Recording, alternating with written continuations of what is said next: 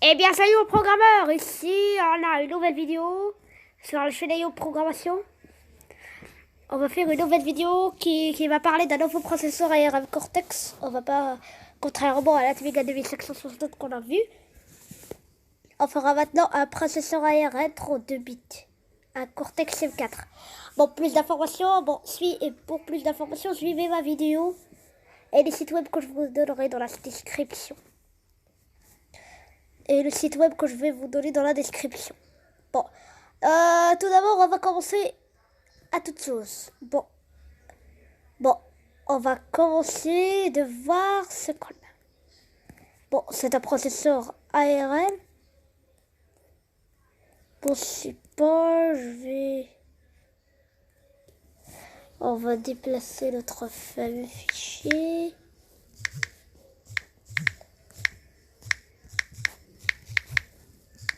Je crois que ça va être un petit peu long. Bon, je vais faire le déplacement pile à la taille. Bon, on fait faire MV ici. On va faire ça aussi.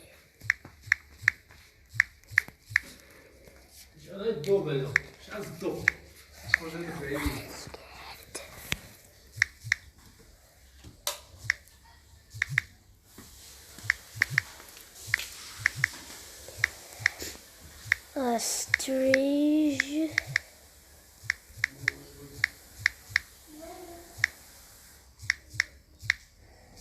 Moi, je vais faire comme une carte SD.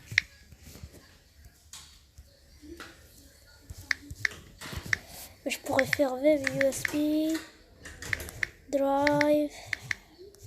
Ah, pardon, je vais faire ici drive. Ah.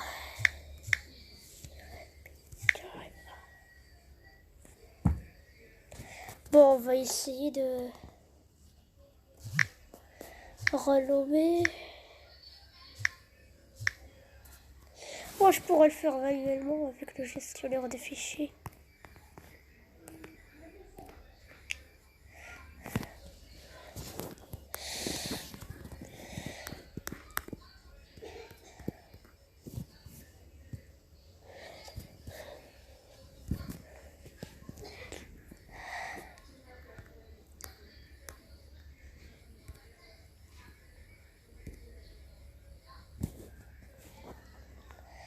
Bon, on va le renommer.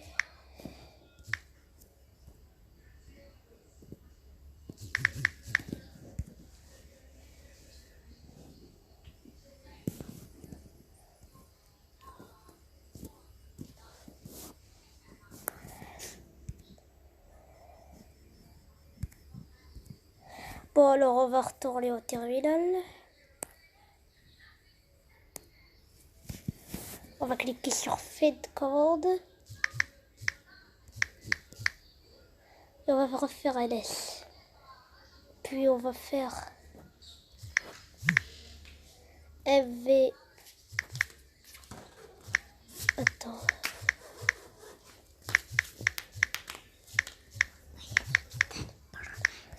Bon.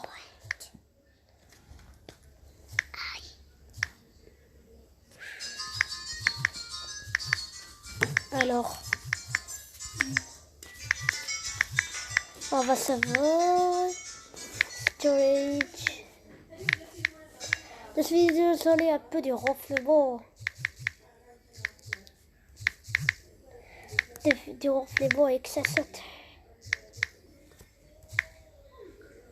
Bon, présentation. Je crois que je dois repérer la commande. Point. Attends, c'est pas ça. Je crois que j'ai fait. Bon, vers storage.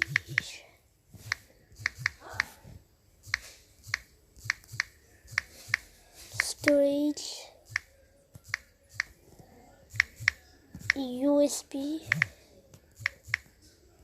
Drive. C'est pas A. Présentation. Présent. Bon, on va répéter les commandes. Ah oui. Attends. Présentation.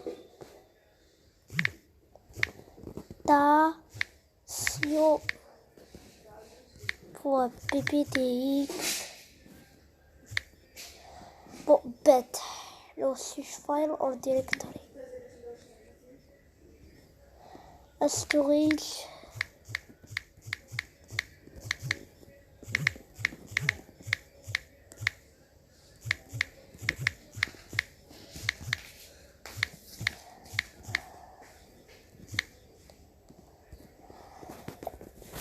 Bon, on va faire ça de nouveau manuellement avec le CX Explorateur de fichiers.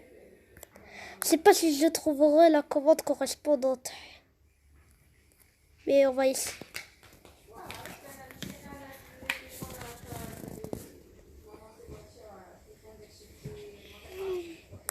Bon, commande de fichiers.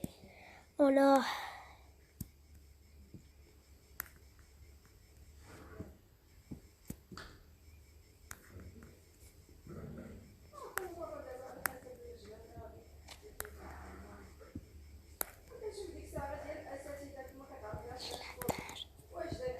Bon, qu'est-ce qu'on a?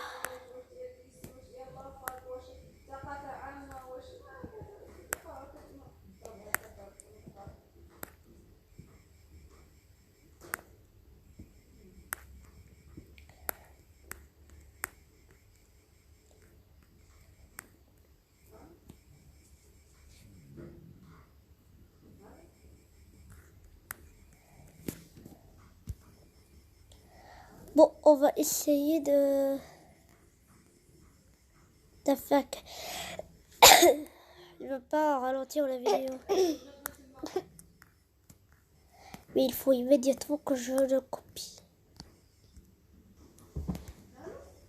Attendez un peu. Faut attendre. Je pourrais le copier. Alors, bon d'accord, alors on va l'ouvrir avec PowerPoint sans rien.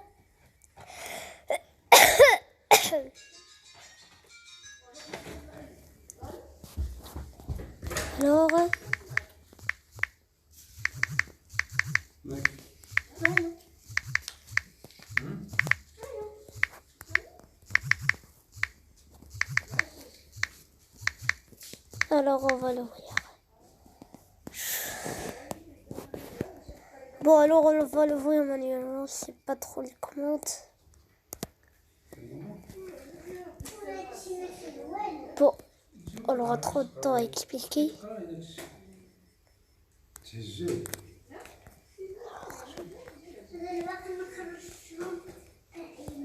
Document, présentation, ça. Alors, on va voir ce qu'on peut faire. Bon, Microsoft Office, une seule fois.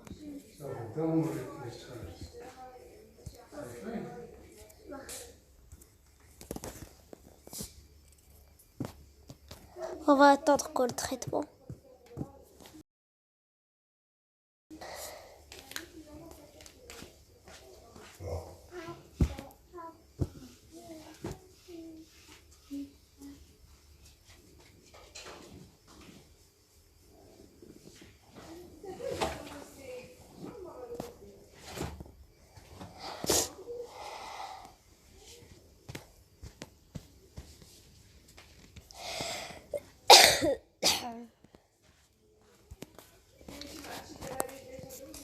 Bon, on va lire sans rien perdre. Bon, on a de nouveau de la microélectronique, le AT54SD326.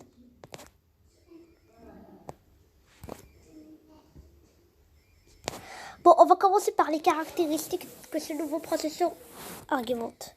Bon, il a un cache SRAM de 160 kg et un cache IL de flash de 2 fois 1 mégaoctet, c'est-à-dire 1 méga, 2 mégaoctets en double banque. Il a 79 entrées sorties numériques, vitesse de fonctionnement maximale de 120 MHz. Alors si tu dis c'est à peu près un Pentium I, un Pentium 1. Mais il y a d'autres processeurs comme le Pentium qui ont une fréquence similaire au Pentium 3. C'est-à-dire, je peux pas vous dire, c'est un Cortex A5 avec une fréquence allant jusqu'à 500 MHz. Voire allant jusqu'à 600 MHz. Bon, le cache L2 et le cache L2 flash est handy, c'est-à-dire qu'il accède à la même fréquence que le processeur. Au contraire des... On va entrer dans le domaine du PC, ça va pas être... Bon, des petits M2, lorsque il accède au cache L2 avec une fréquence de moitié inférieure à la fréquence du processeur, ou le AMD K62, que cette fréquence est limitée à la fréquence système. Mais là, on die.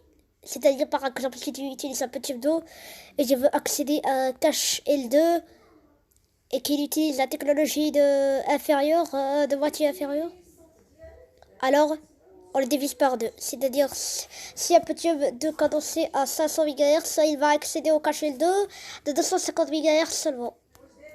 Bon, alors, on a aussi une alimentation de 1,62 à 3,6 volts, un ensemble de périphériques étendus pour la connectivité, le contrôle du système et l'interface analogique. 3 SPI, 2 I2C, I2S et 2 UART. Et une unité de la production de la mémoire EPU. Il y a des instructions DSP du jeu d'instructions Tomb R2. Cache L de 2 fois 1024 kg de mémoire flash intégrée dans double banque.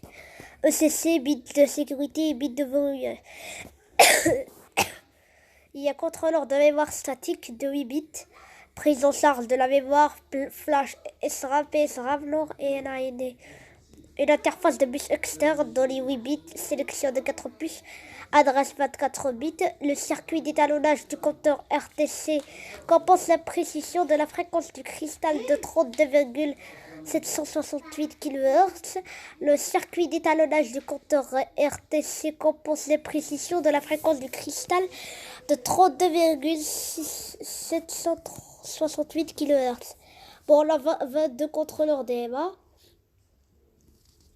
15 analogues 12 bits à 1500 kHz par kHz.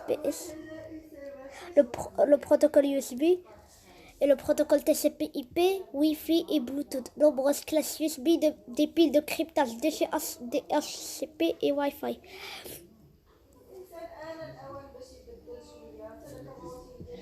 Bon. On va voir maintenant l'architecture du corps. Si on dirait une grosse nouvelle.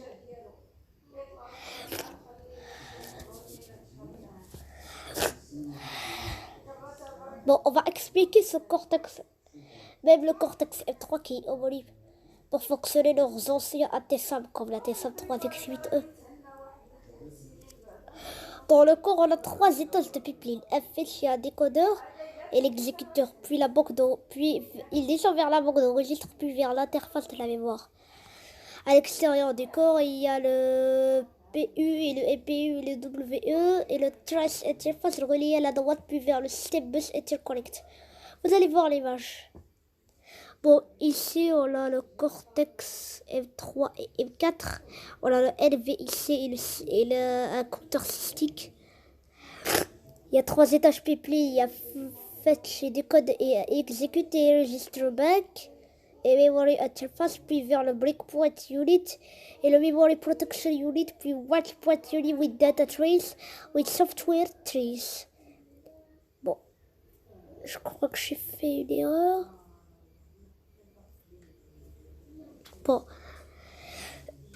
il y a de la trace interface, et le debug interface, et le home ETM. Il y a l'internal bus interconnecté qui met le code et décode des systèmes. Vous allez lire. Il y a les attends, pardon. Bon, et le bus interface pour le programme memory et le système bus interface. Il y a les interruptions. Il y a le flow type point unit, Cortex M4F seulement. Il y a l'instruction trace interface, puis il part directement vers le TM. Il y a l'optionnel debug de subsystème qui est composé de ET et trace interface et debug interface. Il y a la sortie GTAG aussi également et debug. Il y a le debug access port et ici le bus PBB. Bon, on va partir à la dernière diapositive. Les compilateurs et les nouveautés.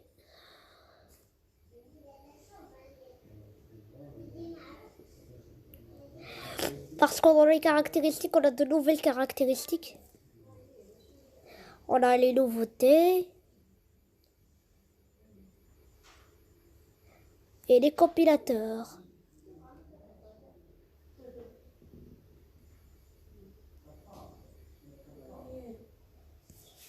Il y a des nouveautés intéressantes dans le cache L3. On a un nouveau cache qui s'appelle le cache L3, avec cache du processeur. C'est pas les mémoires de programmer les S1. Il y a cache L3 de Tokyo et l'architecture 32 bits. Et il y a complexe décodeur et 22 canaux d'accès à la mémoire. Les compilateurs. Ici, on a des compilateurs dont Atmel GCC qui est soit fait par microchip, soit fait par GNU. Mais on vous conseille d'utiliser les compilateurs de microchip, l'Atmel GCC de microchip. Il y a Atmel Studio IDE qui permet d'écrire et compiler des codes C et C++.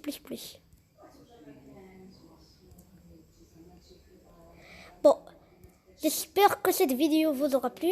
Bon, c'est tout ça que je voulais vous montrer aujourd'hui. Si c'est le cas, n'hésitez pas à faire un like et de partager la vidéo si ça vous intéresse.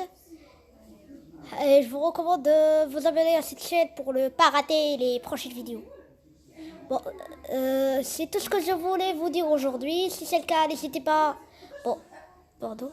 Si c'est le cas, n'hésitez pas à liker, les partager et à mettre un petit pouce bleu et si vous le désirez et un commentaire pour les questions et abonnez-vous à la chaîne pour ne pas rater les prochaines vidéos. Alors ciao à tous et à la prochaine. Hey, hey.